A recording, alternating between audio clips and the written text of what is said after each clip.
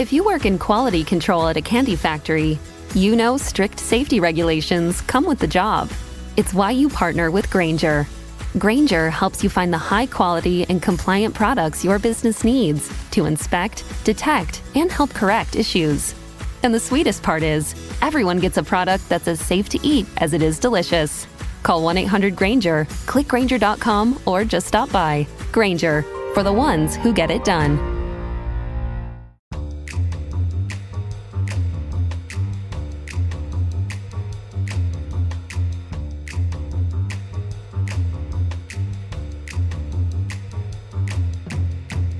Hello, everybody, and welcome to the 46th episode of Crime Over Wine, the only podcast with head-scratching true crime stories that are just better over a bottle of wine. I'm your host, Liam Collins, and this week my guest co-host is a business owner and a life coach, too. She is the CEO of Passion Style Purpose, which helps women align to their mindset, relationships, and environment to create a life and business they love and are inspired by. My guest co-host this week is Justine Hernandez. Hello, Justine. Hello, everyone. I'm super excited. I'm so excited you're here. So Justine and I, both live in Chattanooga, right? But we just met yesterday, as of the recording of this episode for the first time, and we hit it off right away. And so really glad that you're here. But do need to know a little bit more about your business, because I love woman entrepreneurs. I think that's so badass. And so I need to know all about this. Where did this idea come from? What's it all about?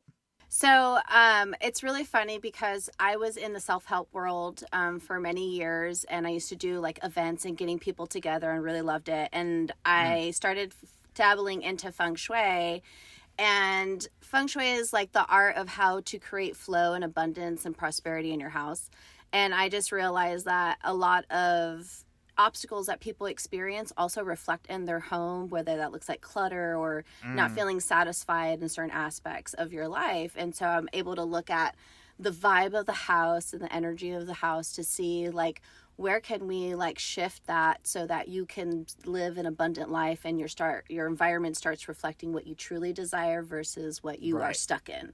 So it's just been really awesome to see people transform, and I feel like it's a really easy practical way to move, to take practical steps in life without feeling bogged down and overwhelmed by it.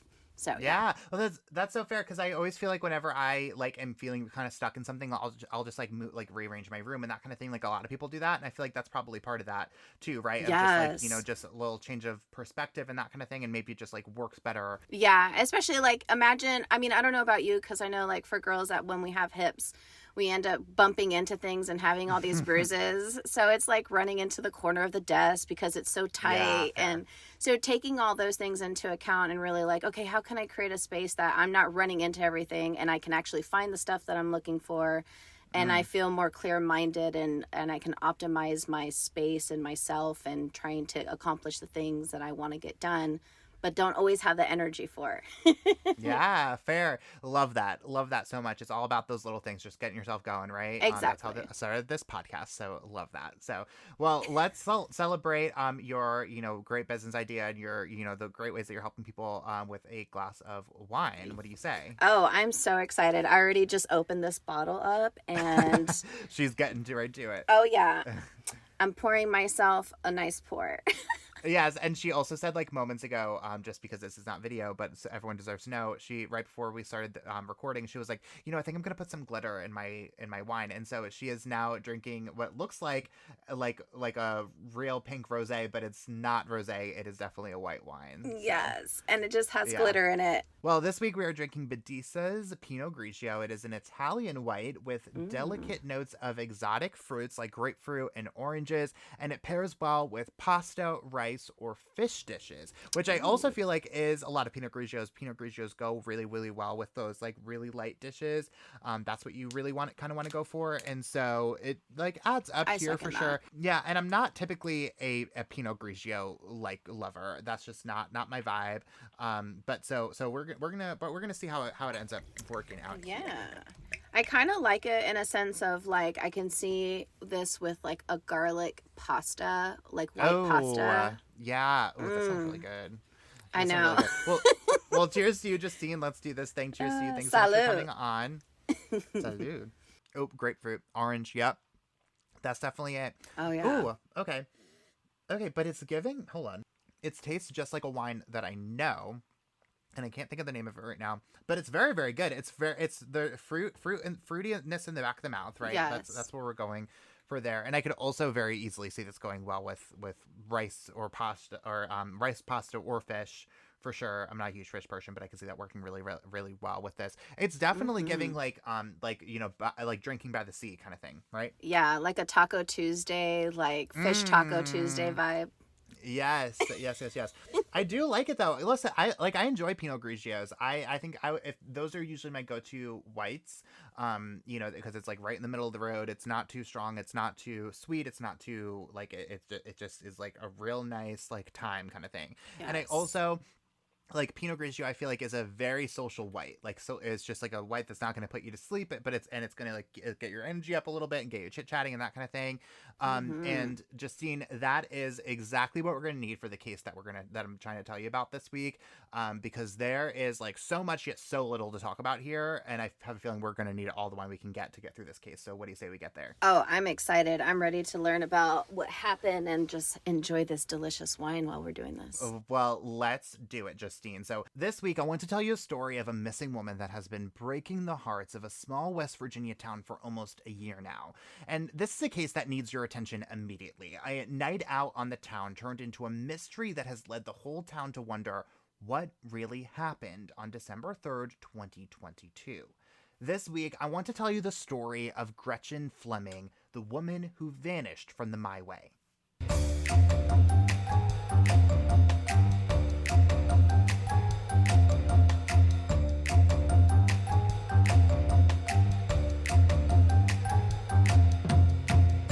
So, the story I'm going to tell you all about today doesn't have a whole lot of detail to it, so I wanted to give you all a fair warning there, but I still strongly believe that it's still a story worth telling and one that needs to be told because too often the stories that aren't as salacious or as detailed are often glossed over, especially in the true crime world. And I've never been to one to go with the status quo on just about anything here. So, 27-year-old Gretchen Fleming isn't one to do that either. She grew up in Parkersburg, West Virginia, a scenic but pretty small town right on the Ohio River, about 2 hours southeast of Columbus.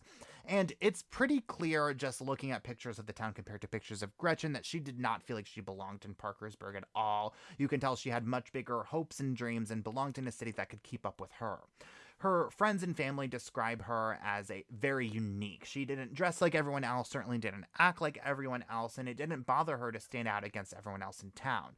She was the creative type, and she showed that through music, writing, and fashion. After she graduated from the local high school, Gretchen went to school at Marshall University, where she got really engaged in political activism. Again, just not someone who had any problem saying what was on her mind or speaking up for what she believed in, even if, or maybe even especially if, everyone else around her disagreed with her. In 2017, after she graduated, she moved to Raleigh, North Carolina to really spread her wings. She wanted to be this real free-spirited type, and that was where she decided she could go to really follow that dream. But, life has a really cruel way to catch up with you sometimes. In 2022, Gretchen's mom died pretty suddenly, and she took that as a sign to move back home to be closer to family and loved ones. So I'm curious, is she grew up like in a small town, and so Mm-hmm. okay, that makes more sense in a sense of like she grew up in a small town. She stands out. Her personality stands out, and then goes Mm-hmm. and finds her path and finds her way. And I'm like, oh, I can't wait to learn about what else happens because I'm like, oh my Yeah. gosh. So just to recap here, because I know I kind of went through that a little quick, but like it all kind of happens a little quick. So she grew up in, again, Parkersburg, West Virginia is where our story takes place this week. It's again this really, really, really. I wouldn't honestly. Maybe I'm even giving it like a little bit or not giving it enough credit here. Like it's like a larger town, but like a smaller city kind of thing. Like you can tell it's one of those towns that like tried to get up on the scene at some point, but Yeah. just like never really made it. Like I picture a whole lot of like, empty buildings, buildings that, were intended for something clearly, but just like never got there. That makes That's sense. that's how I see this town kind of being, but like still like enough charm. Like it's in the mountains, it's right on the river. Like it's beautiful, frankly. Like if you look at pictures, it's clearly around this time of year because the leaves are changing and stuff. It's gorgeous. But you can tell how someone like Gretchen just did not feel like she had a future there. Yeah, I mean, that makes sense. I mean, I lived in Virginia for 7 years, and so seeing the Blue Ridge Mountains, and it's very beautiful, but it can be very, there's a lot of movement that happens in those highways. Right. Oh yeah, for sure. Well, she moved in with her grandparents when she moved back to West Virginia, who welcomed Gretchen and her younger sister Emma with open arms. They were really glad to have their granddaughter so close to them in what was really a difficult time for just about everyone in the family. But Gretchen's grandparents were really cognizant of her personal space. They recognized that, yes, Gretchen was still and would always be their little girl, but she was also a fully grown woman now, and she wasn't really the type to check in often or respond to texts or phone calls very quickly. And they were okay with that. She was an adult. She could do whatever she wanted. She could take care of herself. On December 3rd, 2022, Gretchen's grandmother Louise dropped her off at the local mall where Gretchen had just recently gotten a job at the H&M store. They hugged, kissed on the cheek, and went their separate ways. But later that night, Gretchen didn't come home, which, again, wasn't unusual of Gretchen at all, actually. She would often go off to hang out at friends' houses for days on end without notice, and Gretchen's grandparents were just fine with that. Again, she's totally grown up. She can do whatever she wants to. Dang, those are some really relaxed grandparents. I mean, right. I don't know about you. My parents were always like texting me and calling me, like, where are you at? Where are you going? What's your itinerary? Right. Yeah. Right. And but also too, because we've talked about this so many times in this podcast, right? Where it's like someone's routine really matters, and like what people's like typical behaviors are like really matters in these investigations, and like certainly in hindsight, like not necessarily in the moment. Because in Gretchen's case, right, like again, like it's normal for her to go off for a couple of days. Me, I had parents similar to what it sounds like your parents had. Like no way was I going to go spend a night at a friend's house without like my parents knowing exactly who that friend was, where they lived, what time I'd be home the next day, who their parents were, like all like there was no way that was gonna fly for me. Yeah. But again, like Gretchen in Gretchen's case, like that was okay, that was normal, and like again, 27 years old, like certainly now I can go spend a night at a friend's house and be okay. That makes but sense. like not and but like I think it's a little bit more like understood, expected of her at this point.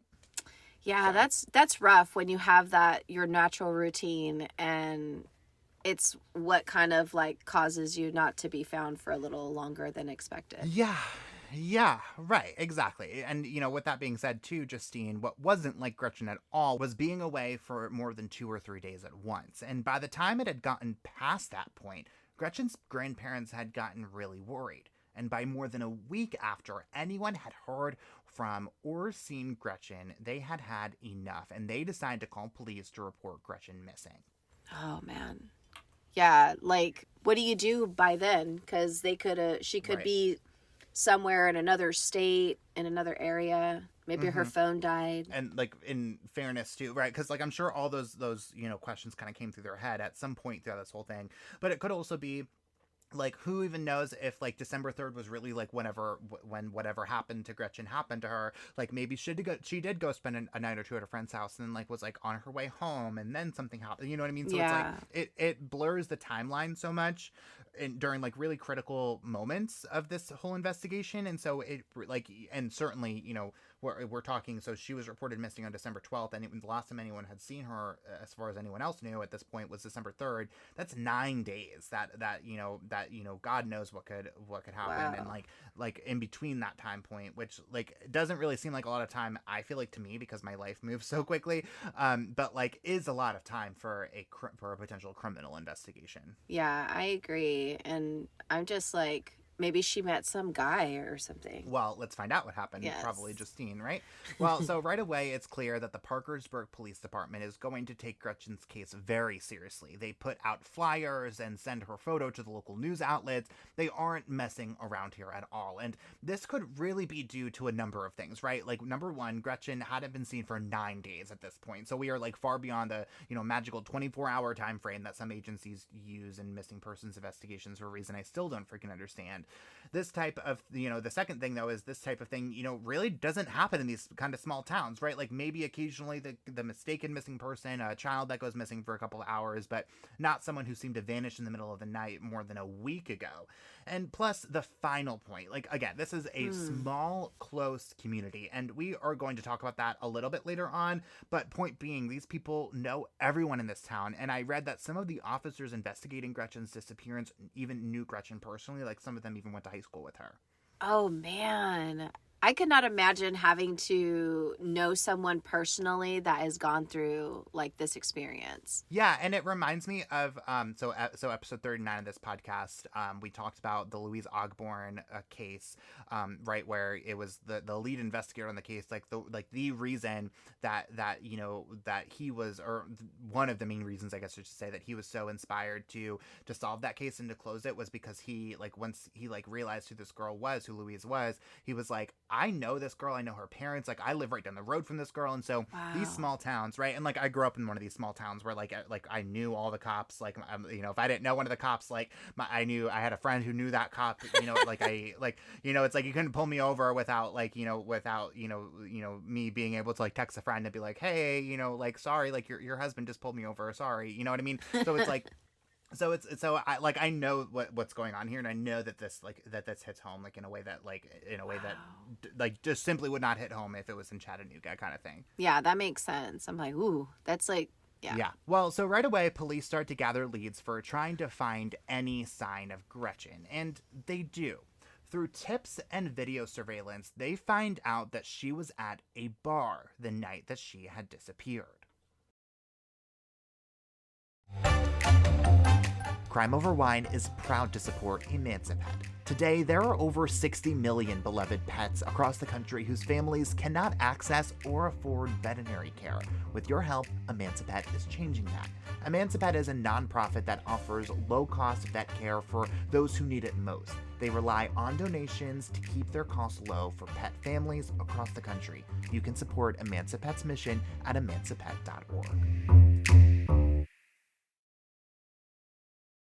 Police are able to figure out that after Gretchen got off of work that night, she had made plans to go out to some bars, but it's not totally clear if the people that she was going with were people that she had already known, and the timeline here is pretty murky too, so hang with me here.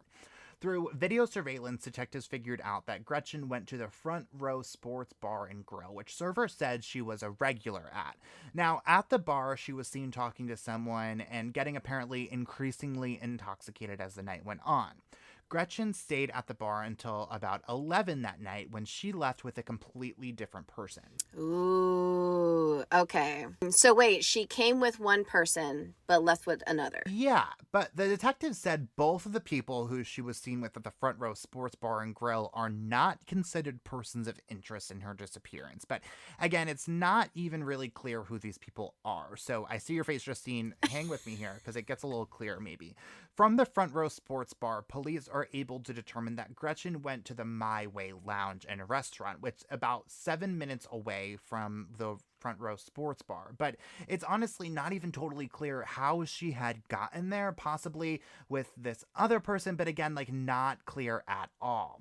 Now, Gretchen stays at this bar for a few more hours and leaves around 3 a.m. right before the bar closed with a different guy. Wait. Okay, so 3 people all together now? Well, yeah, and witnesses described this guy as an older man with white hair, and they also said that Gretchen was talking to him for several hours, again, appearing to get more and more intoxicated before she got into his car, and they both drove off for the night. That's really suspicious. Yeah, well, and like, again, like, she's 27, like, if you're describing this guy as an older man with white hair, like, no judgment here, like, everyone has their own type, But like that doesn't really strike me as Gretchen from No. what I know about her. Like so it's just like I don't know, but like it seemed all consensual, right? Like that's the vibe from what witnesses are telling police at this point, that it seemed like she was willing to go with him, you know, willingly speaking to him, but like maybe like her judgment was just a little bit impaired. So who knows, really? Like maybe he was trying to be helpful, but was actually not. Yeah. Well, and too, like again, like keep in mind, like this is this is how I picture like small town, right? Like where it's like probably one of those situations potentially, anyways. Kind of how I picture how it would be like if I went out to a bar in the town I grew up in. Like even if you don't know this guy, like you can probably start talking and be like, yeah, like I graduated from the local high school this year, and you'd be like, oh, do you know this person? And then that's like a connection, right? And then it's like so it's like you have like if you don't know this guy, you know somebody who knows him. You know what I mean? So it's like that kind of safety net almost. So I don't know. So point being is that like I could see where if toward the end of the night, right, like you're talking to this guy, you know, just getting friendly with him, and like again, like you figure out that you know that you have a mutual friend in common, hypothetically speaking. Again, I don't know if that's the case here. And you're just like, well, I need a ride home. It's December. It's freaking cold outside. Like I'm too drunk to drive. You want to just give me a ride home? Like I could see that. I could totally see that. I can totally, I mean, I don't know how many times that's kind of happened to me when I was in my early 20s. And so it's just kind of, it would make sense that you would be trusting in those circumstances because you don't think anything of it. Because it's just another day in your life. Right. Well, and like everyone always has this like this mindset of like bad things happen elsewhere. Bad things don't happen to me. Like, you know what I mean? Where like it's like this is gonna be okay. Like I've done this a bajillion times before. You know what I mean? So it's like there's no way that this is gonna be the time it's gonna be a bad thing because I've done this a million times before, right? Like maybe it's the next time, but not this time. I totally agree. Speaking as someone who's in their mid-20s, right? Like people who are in their mid-20s think that they are invincible, and again, like more so than the average person. So I don't, and especially again, just someone who like keep in mind, like she's like her mom just died a couple of months earlier. Like she's going through it. Like she just moved home. Like just went through this like whole like life-changing moment, like life-changing year for Gretchen. So it's just, maybe she's feeling a little more reckless for that reason. Like she's just feeling like she's a little bit more invincible, a little bit more like doing things that maybe she wouldn't normally be doing. For that reason, I could totally see that happening here too. Yeah, that makes sense. I mean, she's like in a vulnerable state. And exactly. So is this glass of wine in my hand. yeah. It's I'm eyeing it. You're definitely vulnerable for sure to me.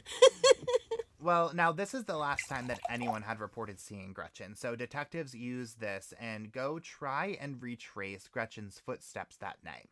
They go to the front row and talk to servers there who, again, say that Gretchen would go there fairly often. But what they said was odd was how drunk she was getting that night, and the fact that she left her purse with her phone, her debit card, and other items inside of it at the bar. It just keeps getting better. Like, that's crazy. Yeah, well, and I think that just goes to show you just how like intoxicated she was, right? I don't frankly, I would have to be close to blacked out to forget my phone and my wallet. You know what I mean? Because that's the those are the two items that I make sure I have on me at any given moment. And so I would have to have quite a few drinks for that to happen to me, frankly. I know. Our phones are like attached to our hips, so there's no way we would ever let it go. Yeah, and right. For her to be in that state, to just even forget her purse, like her things. Yeah. Well, and again, because especially a purse, right? Because me, like, I always keep my phone in my right pocket. Like, I wear pretty tight pants, and so like I can always feel it there. Yes. And that's one of the reasons why, besides the fact that they're fashionable, but I also that's also one of the reasons why I wear such tight pants, because I can always feel what's on me at all times. It's it's like a security measure for me. Yes. But for a woman, right, like a woman who carries a purse, like you have like you know that's on you. So it's like a part of your thing for the night. It's a utility, I would imagine. I again don't carry a purse, but I would imagine that's the case, right? And so if you carry a purse pretty often, I don't, like, unless your mindset is that altered, I don't see see you just like leaving it and being like, okay, and then like going about the rest of your night for 4 more hours, and not even realizing it, you know? Yeah. You have to be in a really intoxicated state. And then on top of that, the people that are with you I'm surprised that they wouldn't be like, oh, you forgot your stuff. Right. Well, but keep in mind too, though, and again, so we talk about this a little bit later on from based on what police find out, but like basically, like the way they describe it is basically that she was in multiple different places and it wasn't clear how she was getting from place to place that night, because and again we're going to talk about this later on, but remember, so she was dropped off at work by her grandma. She didn't come home, so she probably went right from work to that bar, or at the very least went somewhere else first. So like point being is that she didn't have her own car, and so she arrived with one person, left with someone completely different. I don't think that person went to the My Way lounge with her, and so then she was at that other bar with a third person left in with him. And so point being is there's like a lot of different moving parts here where she's like being not like tossed around, but like being like moving from person to person, from situation to situation. And so like it's probably confusing for a drunk person, right? For you know, when you're just like, it's just not totally clear, you know, like what exactly your movements are exactly even to you, probably. Oh, yeah, and making yourself very vulnerable to anything to happen to you. Right, exactly. And which is another reason why, like, again, total sidebar, but like we talked about this on the Kanika Jenkins case, episode 34 of this podcast, but just like making, like, it's so important, I think, if you are going to, like, again, I don't really do anything anymore. Like, I sit at home on a Saturday night, I drink wine and talk about crime in my closet, you know, that's my definition of a wild weekend. But point being is that, like, if you're going out like to these places, like it's so important to be with people who like have your back, you know what I mean? People who you can trust. Yes. Because like people who are going to notice when you lose your purse, and who are going to like make sure that you have your purse afterwards, because if you're you know, if you're at a bar, like you're inherently putting yourself at risk because you're drinking alcohol. Even if you're drinking a responsible amount of alcohol, you're still like altering your mindset. And so it's just really important, I think, to like surround yourself by people who are going to have your back in these types of situations. And if you don't have that person, don't go out. I mean, that's, I mean, again, not to sound like preachy, but like I've seen it over and over and over again in these situations. And granted, it doesn't happen 9 times out of 10, but it only takes that one time for it to get a little hairy. And for, even if the worst thing that happens to you is you lose your wallet, have someone to watch your back is the point. Exactly. Exactly. That's my soapbox. So, detectives informed staff that Gretchen was reported missing and that they needed to take the purse into their custody, which they do. Then they go to the My Way lounge, where they ask servers and bartenders about Gretchen, and police said that the employees were incredibly cooperative with their investigation. They said the same thing as the servers at the front row, that Gretchen seemed extremely intoxicated, and this is when they tell police that Gretchen was seen talking to that older man with the white hair before she left with him in his car. Now, again, at this point, it's clear Gretchen had been traveling from place to place, but again, like we were just talking about, Justine, it's not totally clear how she was getting from one place to the other. Again, she was dropped off at work by her grandmother, meaning she didn't have her car at work, and police are never truly able to determine how she was traveling from work to the first bar to the next, or at least they never reveal that publicly. Wow. I mean, so where did Gretchen go after the My Way lounge? Well, police are able to follow Gretchen and this guy away from the My Way lounge. Now, police do find out who this guy is, and a few news organizations do name him in some reports, but because he's never been identified publicly by police, I'm going to refer to him as Nick. Police find Nick and question him about what had happened. Nick says that yes, Nick did meet Gretchen at the My Way lounge, and he says that was the first time he had ever met Gretchen before. Nick says Gretchen did get into his car, and he says he just gave Gretchen a ride to a location that police did not disclose. But police know that he's lying to them, because they had already seen surveillance video where they followed him in his car with Gretchen in it all the way back to the home that Nick was renting. Oh, that's getting suspicious. So, yeah. I mean, I just feel like when you are having to jump from ride to ride, like getting rides and stuff, it really makes you so vulnerable to who you jump in the car with. Right. Oh, wow. Well, yeah, and because again, it's you're inherently relying on other people, and especially it sounds like people that she didn't really know all that well. So, and again, I never saw who they never discussed or disclosed publicly who the first two people were.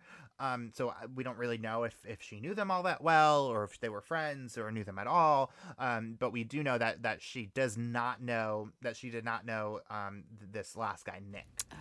And so point is, so like you're putting yourselves in situations where I don't know, it does sound like a little victim blamey, I suppose, but the point being is that like you're in an altered state of mind. You go up to somebody who you don't know, and you kind of and you think you can trust them to drive you home, and who knows what Nick said to her to get her to trust him. Exactly. You know. So, well, after a while of this interrogation, Nick just stops answering questions and stops giving detectives information, according to police. Police say that Nick is a person of interest in Gretchen's disappearance, but again, they don't identify him even then, only referring to him as an older man who Gretchen left with the night she went missing. On December 15th, police execute several search warrants on Nick's home, car, electronic devices, and a storage building, which police said did produce some information that they could not elaborate on. On December 30th, police release even more information about Gretchen's disappearance to the public, and as part of that information release, they ask the public to keep an eye out for a car. Wait, like Nick's car? Yes, Justine. In fact, it is Nick's exact car. Not this type of situation where like we see all the time where it's like this model or make of car and like you put out like the picture that the dealership puts out. Yeah. It's his exact car. Police release pictures of a black Nissan Rogue SUV with an OBX bumper sticker, Darth Vader decals in both of the back windows, and a Pittsburgh Penguins license plate frame. And police are asking for neighbors and business owners in the area to check their surveillance cameras from this evening of December 3rd to December 5th for any signs of this car. Wow. Okay, so do they find anything? I'm getting my hands are sweating. Yeah, same. Well, so, and again, like let's roll back just a little bit here, right? Because I feel like I'm going through this pretty quickly, right? But so they execute the search warrant. Again, they execute the search warrant on this exact car. And like kind of what I was talking about before, like in certain situations, it's like where they're like trying to find somebody. It's like, okay, like look out for this kind of car. Like the fact that they are like nope. Like, guys, look for this car. Like, we need this car with the Darth Vader decals in the back. Like, we need, and like, I don't even really understand how they even got pictures of this car. I know. I mean, you know what I mean? So it's just kind of like, again, without arresting somebody, you know what I mean? So it's just, or even publicly naming them. It's all kind of bonkers to me. Again, I agree. They clearly have something like very specific in their minds at this point, right? But it's just one like one of those situations where they're just like letting some of their cards show, but not all of them. And I will say too, like to their credit here, like they are able to keep all of this stuff to themselves, right? Like there are very few leaks. Like they got the like we were talking about, like the news organizations were somehow able to get this guy's name. But other than that, like they clearly are keeping a lot of stuff in because they are just releasing enough to try to get their information, which very rarely happens, frankly. I know. I'm actually quite shocked because I'm like, why are they having such a tight lip? Is there like some like interconnections about like they know the person? Well, man, I wish you didn't say that because now I know we're going to have a whole conversation a little bit later on. So hold that thought big time, Justine, for sure. Well, to answer your question though, Justine, about whether they found anything, it's not totally clear. Again, they are keeping all of their cards really close to their chests on this one. But as the days and weeks turn into months in the investigation into Gretchen Fleming's disappearance, police conduct several smaller searches across Parkersburg. But in February, police also organize a large-scale search with volunteers of Mount Wood Park, which is about 20 minutes east of Parkersburg. They end up gathering more than 500 volunteers to search this entire park, which I read was that 2,600 acres or something like that. And police said that they organized this whole search because they had received multiple tips about the park related to Gretchen's disappearance in the few weeks before they decided to organize this massive search. Wow. I mean, like to get that many people to participate in something like this, like It must have been a sight to see, you know? Right. Yeah, I can't imagine. And again, like just like let's like put it this way, right? Like the grandmother, Gretchen's grandmother, Louise, made some sort of comment at some point in some news articles I was reading about how like they ended up like, you know, like baking like or like making like 100 or 200 sandwiches to like for like volunteers to like give out. So like again, like very community oriented, like very small, like again, no people, like that kind of thing. And so then they were just like, when they showed up, they were like, this isn't even gonna like scratch the surface of the number of people who decide to show up here. And so it's just one of those towns, man, you know, it's just one of those towns where it's just like, we're not gonna let this happen here, like, and we're gonna do whatever we can to bring this freaking situation to a close and to find justice. That's right. Oh man, Yeah. That's so awesome. Yeah. Well, in this search, police said that they found some small things, but it was unclear if anything they found was determined to be evidence in their investigation. The last I read about this search, the items were still being analyzed for potential evidentiary value. Meanwhile, word is really starting to get out about Gretchen's disappearance. It was garnering national attention at this point, but locally, news outlets were starting to get some leaks about the investigation. This is when some news outlets publish Nick's actual name and identify him as police's person of interest. But again, police have never said that publicly, so we are not going to identify him here. But what I can say is through reporting from multiple news outlets digging into Nick's past, it is revealed that even though Nick isn't his actual name, the name that's leaked isn't his original name either. Ooh. Crime Over Wine is sponsored by BetterHelp. As someone who's used therapy for years, I know that finding a therapist can sometimes be a stress on its own, juggling your full-time job, your family, your friends, your podcast, and trying to find the right therapist on top of that can almost feel impossible. That's where BetterHelp comes in. BetterHelp matches you with a therapist that works for you on your terms. It's online, it's remote, and by filling out a few questions, BetterHelp can match you to one of 33,000 licensed professional therapists in as little as a few days. And because finding a new therapist is a lot like finding a new bottle of wine, if you don't jive with your therapist, you can easily switch to a new one at no additional cost. You can get 10% off your first month of BetterHelp by going to betterhelp.com/crimeoverwine. That's BetterHelp, HELP.com/crimeoverwine for 10% off your first month. Join over 4 million people who decided to get help and get happy with BetterHelp.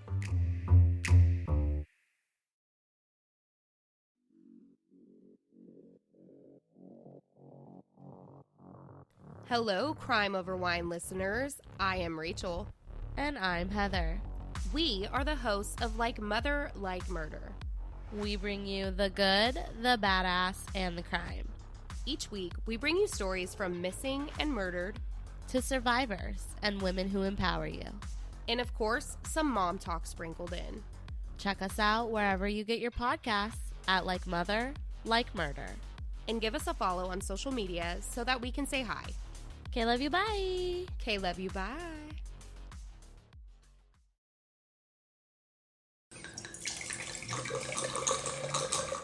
Okay, Justine, how's your wine tasting? Need to know. It is really delicious. I'm already poured myself a second glass. I am on my second glass also. Listen, like these kind of cases like get me going because like the second that I'm done talking and I toss it over to you, I'm just like, okay, like gulp, gulp, gulp. Like I need to know. I'm not even paying attention. I'm just like, yes, drink, drink, drink. Right. Like so, but like also, so I'm trying to. So point being is I haven't really been paying much attention to what's going on in this glass. To be perfectly honest, so I do need to know what you're thinking about what you're drinking right now. So what I'm really liking it. I'm liking how smooth it is, and the aftertaste, like the after punch, it doesn't have a terrible aftertaste. It's like really smooth, and it just has like that fruity likeness in your throat, and I like that. Yeah. So Pinot Grigios are pretty well known for like having a lot of having a pretty strong aftertaste. Like that's where the flavors really pop out.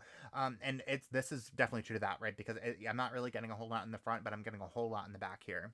Oh yeah, like I feel like this. I know I'm like talking about food all the time, but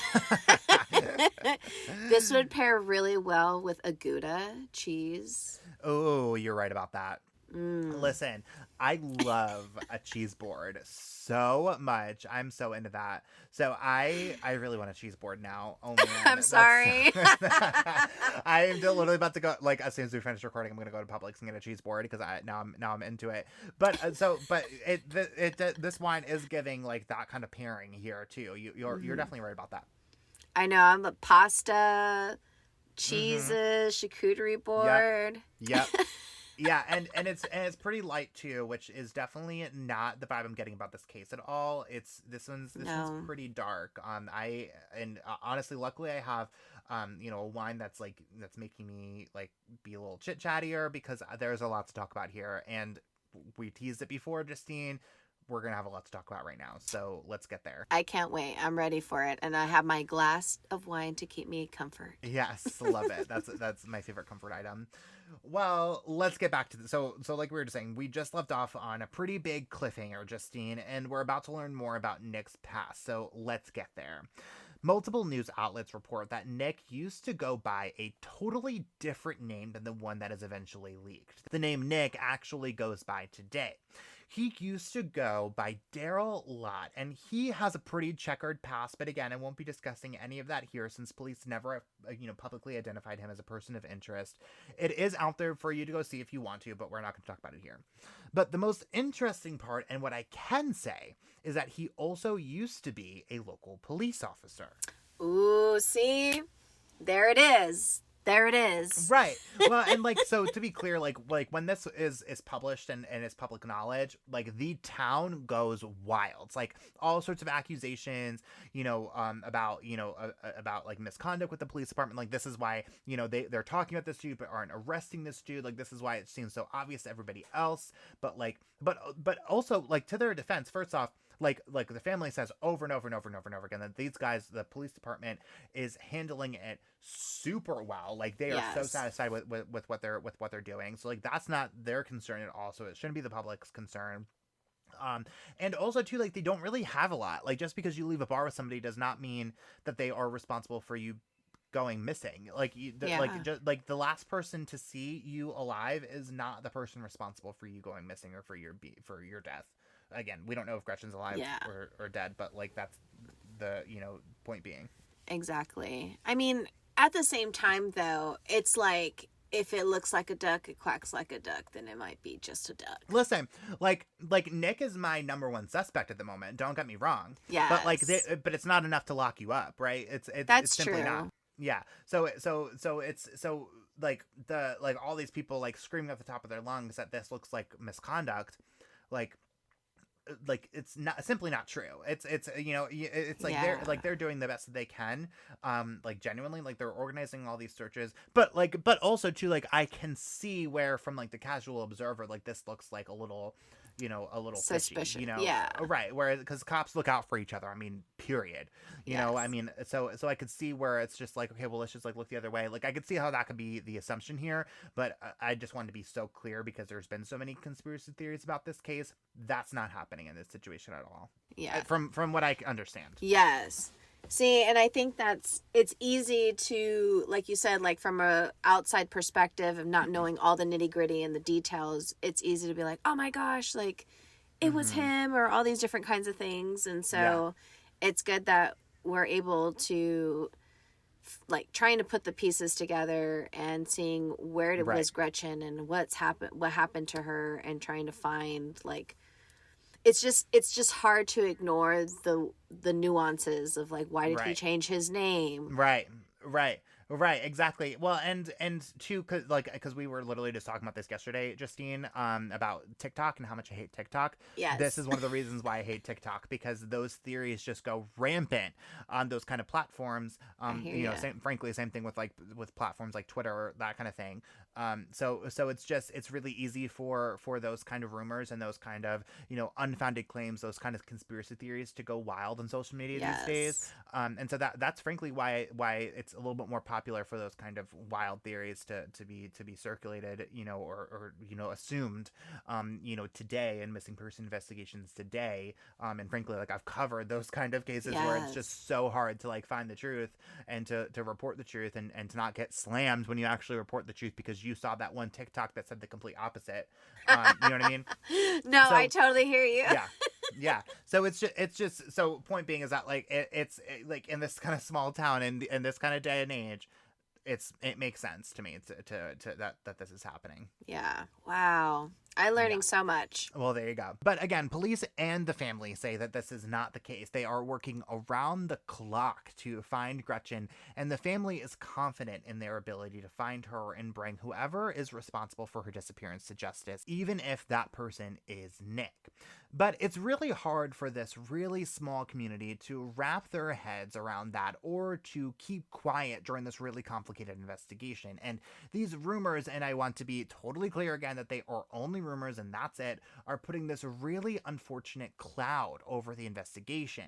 But that doesn't stop anyone from rallying to find Gretchen anyways. Over the months after Gretchen's disappearance, the community comes together to organize prayer vigils, put up billboards and posters with Gretchen's face and name on them all over town, even as the police say they are expanding their search beyond Parkersburg and Wood County, and they are enlisting support from outside agencies. The community even organizes to sell t-shirts to contribute to the search efforts and the reward for information. Emma, Gretchen's little sister, designs the shirts, and in May, Louise, Gretchen's grandmother, explains the inspiration behind the design at a press conference around the 6-month mark of Gretchen's disappearance. So here, I'm going to play for you the entire heartbreaking speech that Louise gives at this press conference. Justine. Good evening. I'm Louise Fleming, one of Gretchen's grandmothers. I want to thank all of you for coming out today, and I want to thank you for all the prayers, all the thoughts, and everything you've done to try to make this easier on us. I also want to say at this time that we could not be prouder than we are of the Parkersburg Police Department. Our chief and Detective Zimmerman couldn't do any more than they're doing. And I know some people get flustered, they get on Facebook, and they start this, why don't you do this, why don't you do that? You've only got 24 hours in a day, and they're working around the clock, believe me. So please, if you can't do anything else for us, please keep your negative thoughts about our police department and what the family's doing to try to find Gretchen to yourself. Everyone's invited, entitled to their opinion, but there's some circumstances that you should not be blasting people. And you have no clue what these places are going through and what they're doing. So please, if you do nothing else, do this for us. Our granddaughter, Emma, is in upstate New York for the summer. We weren't so thrilled with her gone, but she needed to get away from some of this, and it's good for her. And so we like to try to do what's best for the kids and not just what's best for us. She called me last night, and she said, Nana, she said, I need to say something about the shirt that I made. I need to let the people know why I designed it the way I designed it. That's a great idea. And she sent it to me, and I couldn't believe it. And so today about 7:30, I had a call from Metro News. Hoppy wanted to interview me on his live show at 11:30 this morning. And I knew immediately that I wanted to share what she had put down about the shirt. And I didn't know if I could, so I had to read it at least 5 times. And I think now that I can read it to you and share with you without breaking down. I'll try my best. So here it is. About 2 weeks ago, Kenny DeMoss, our principal at PHS, approached me with a wonderful idea to design a t-shirt that represented Gretchen to help bring Gretchen home. The idea behind the shirt was to capture Gretchen as she truly is to those of us who know her so well. So my sister, Gretchen E. Fleming, has a fabulous voice. And you can see a microphone and little pieces of music because she wrote songs and she sang songs and she loved to sing. My sister wants to see the world and all its wonders. If you ever saw my sister around, you would always see her with a book in hand, and she would be without a doubt wearing her Doc Martens. The only thing I failed to capture within this shirt was a cup of coffee. So my idea was to take these things and put them all together. Books with Doc Martin standing on top with a representation of life coming out of them, which are the flowers in the top. Because that's what Gretchen brought when she entered the room. She brought life. She brought passion. She brought joy. And she always knew how to make you smile. Too many right now. Gretchen is just a face or a picture that you see on the internet or on a poster. But to many others, she's a friend, she's a daughter, she's a granddaughter, she's a niece, she's a cousin. To me, she's my sister, my best friend, my inspiration. So when you think about Gretchen, I ask that you think about her in this way, as a real human, with friends and family and unfinished goals and aspirations. She is so many things that cannot be captured in a simple t-shirt design. But if you feel so inclined, I ask that you purchase this shirt to show your support.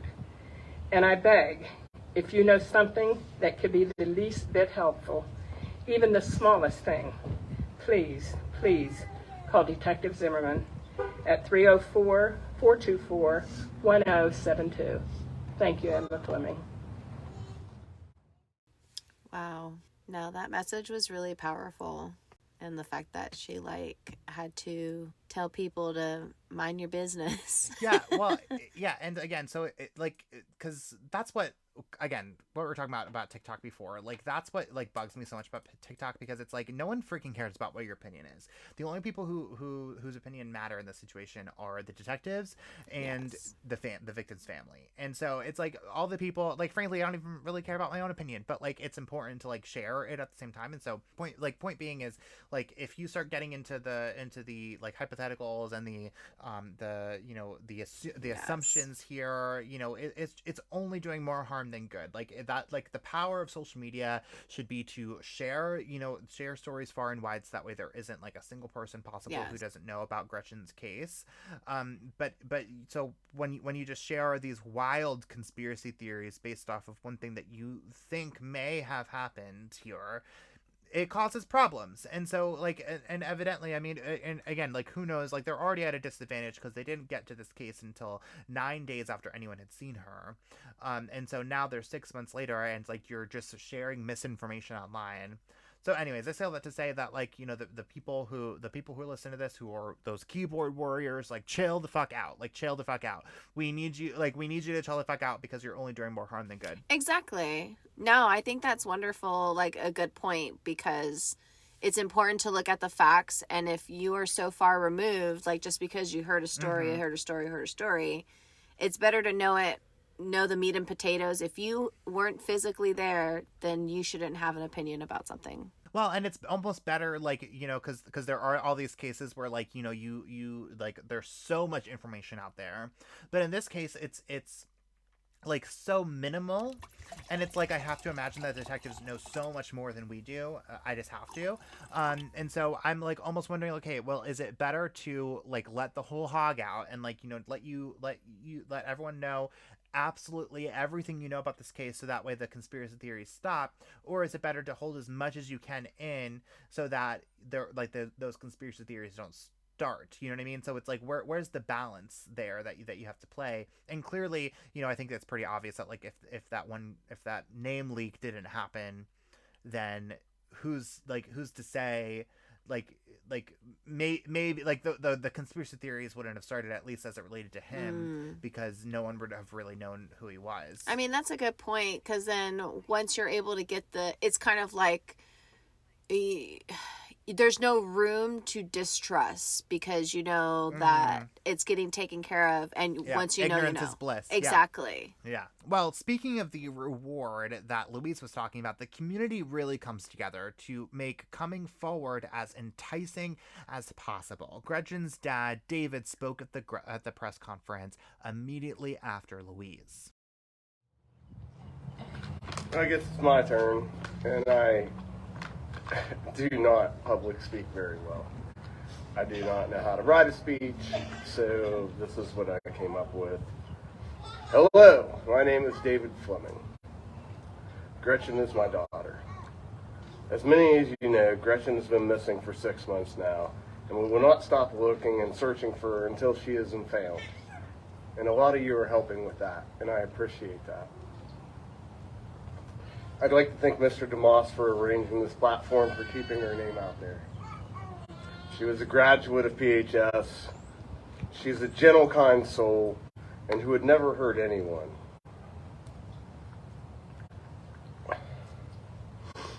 I really want to thank the community for coming together for our family. The passion, donations, just being there for us. Thank you. This community has been amazing. I really want to thank Parkersburg Police Department, Chief Board, Detective Zimmerman, who all have been working around the clock with this investigation.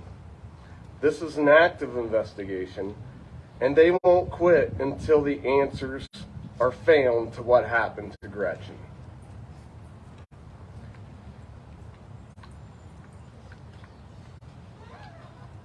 Emma, I'm glad you're able to see this.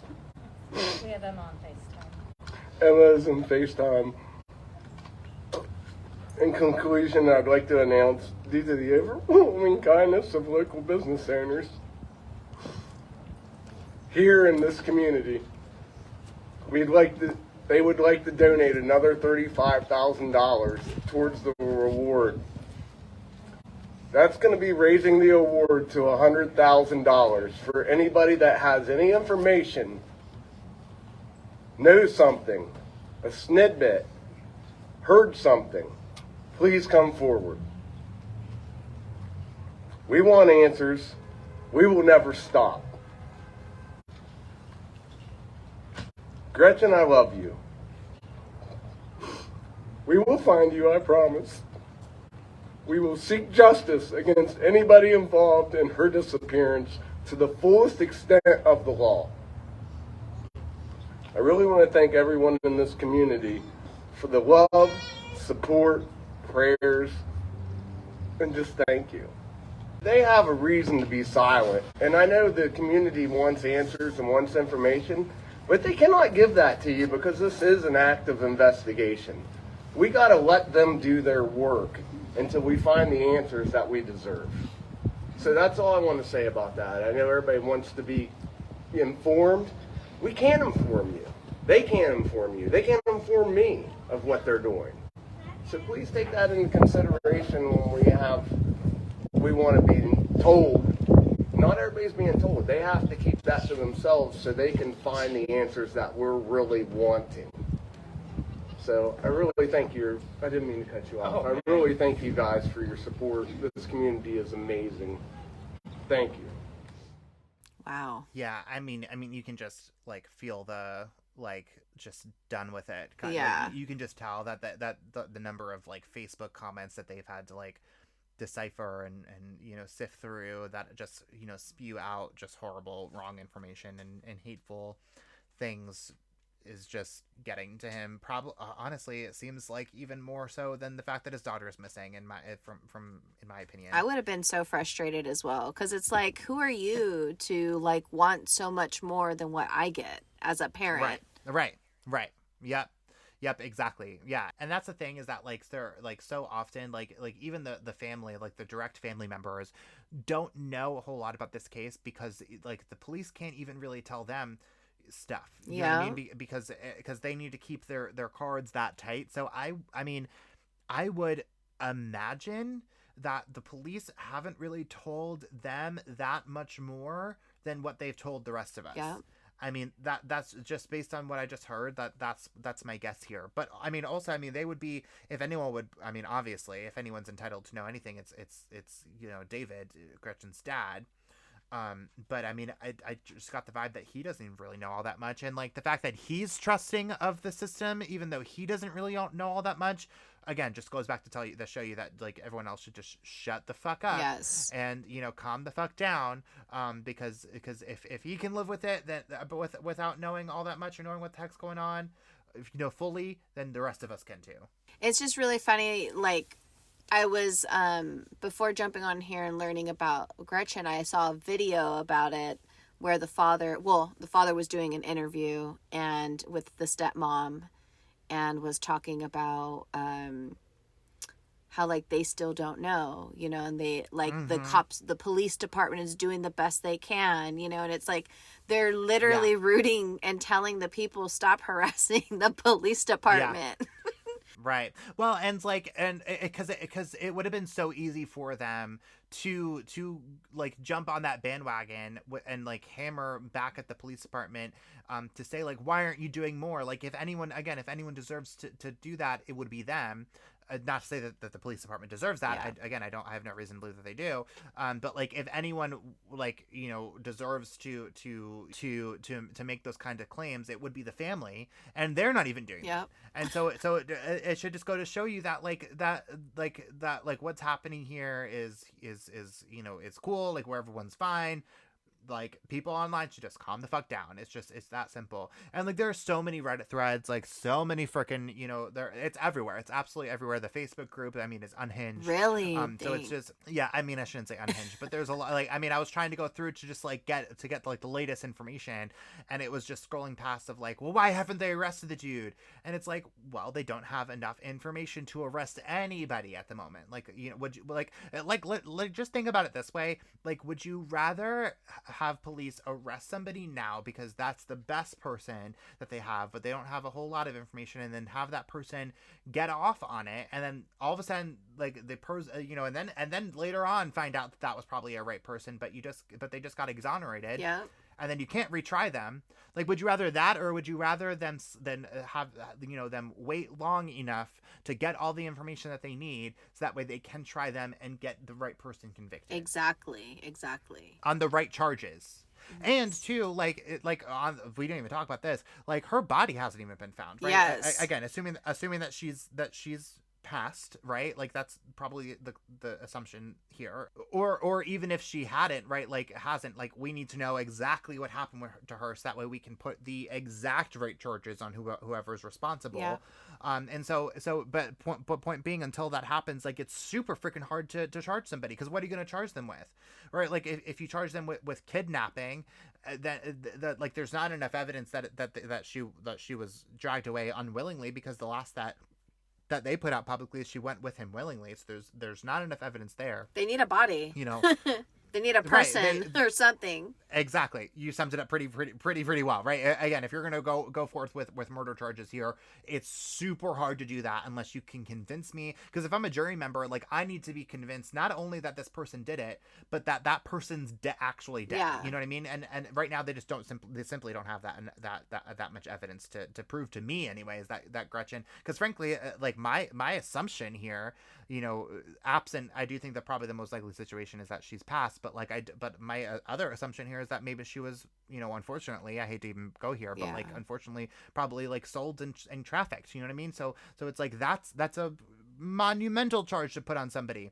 Yeah. So it's like, you need to find the right charge is the whole point. But if you go forth with murder charges, there's clearly a very reasonable doubt that she's even passed. Yeah. Because I mean, how many times have you, like, in real life or anything like that, where you think your perception of something, you think it's true, and you think it's this, and then come to find out this little component just derails the whole, like, reality that you created, this whole construct. And so, Right. Well, and I even think about, like, the Alec Murdaugh investigation, right? Like, there were so many people there that, like, easily could have been, like, easily had the motive to kill Maggie and Paul, right? But like as far as you know, at the time, anyways, like when you know, Paul and Maggie died, I didn't think that Alec had any motive to do that. And there were a freaking laundry list of people that had motive to kill Maggie and Paul. And so it's like. So, like, are you just going to go with the person who feels the best, or are you going to find the evidence to prove it to be true? That's true. You're right. So, Go with the facts and the evidence. Right, exactly. Well, Gretchen's case was featured on Dateline and the ID channel. On Dateline, Gretchen's family and friends say that even they haven't seen the surveillance video that seemed to provide so much information for the police department in framing this investigation. So again, if you haven't seen it, like neither have they. So shut up. So to this day, almost a year later, Gretchen's body has not been found, but I can assure you it's not been from lack of trying. Police and hundreds of volunteers have conducted several small and large-scale searches and executed multiple search warrants since Gretchen was reported missing. And the family is still active on social media with full faith, saying that they won't stop until Gretchen is found. Gretchen is about 5'1". She has brown hair and brown eyes and has a tattoo of a map of the world on her upper back. So if you know anything about Gretchen Fleming's disappearance, call the Parkersburg Police Department at 304-424-8444. There is a $100,000 reward for information that leads to Gretchen's location. And we're also going to link to the family's official GoFundMe page where you can donate to contribute to the search effort in our show notes and on our website, crimeoverwine.com. Oh, wow. It's good that, I'm kind of happy that I have tattoos. So that if something were to happen to me, you can figure me out based on my markings. Well, and I've covered a lot of cases where that has been the case, where it's like, you find a body that's so decomposed, and like the only way that you can find out quickly, because in these investigations, time is of the essence. And so you really like there have been a lot of investigations where it's like they find out pretty quickly because you have that distinctive tattoo that everyone knows that you have in that exact location. So I mean, it's kind of morbid to think about, but it's like, it's kind of to your point, like, yeah, like I'm kind of glad I got this tattoo, because it's like everyone knows I have it, and if I wind up dead, people are gonna know who I am. Everyone get a just in case tattoo. Yeah, right. Well, on that note, Justine, that is all that we have for you. So thank you so much for coming on this week. It's been a pleasure talking about this case with you and bringing, Gretchen's name up in the limelight and, trying to spread her story as much as possible. Oh, yeah. Well, thank you so much for having me and talking about this case, and just learning so much about it, and even how the family is responding and all the intricacies of, when someone goes missing, like how it can impact, someone physically, but also on a social media and like platform of trying to spread the word and things like that. Yeah. So yeah, for sure. And how things can go very, very wrong that way too. Exactly. Yeah. Well, in the meantime, tell everyone where they can find you and your work online. Well, you can find me in Instagram and Facebook and TikTok at Passions. She uses TikTok for good, just to be clear. For quirky jokes. You can find me on all those three platforms at Passion Style Purpose. And so, yeah, that's where you can find me. I look forward to seeing you on social media and saying hello.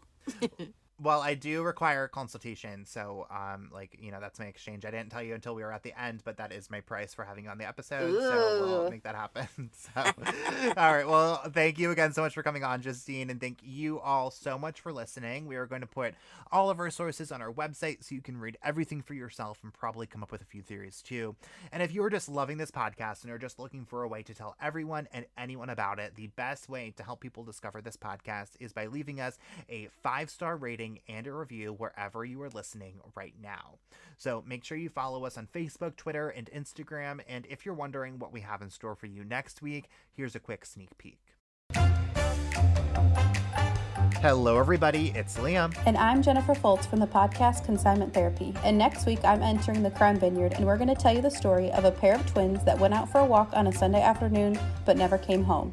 What happened to the Millbrook twins? It's a case that will leave you guessing until the very end, but you'll have to wait to hear all about it until next Wine Wednesday on another episode of Crime Over Wine.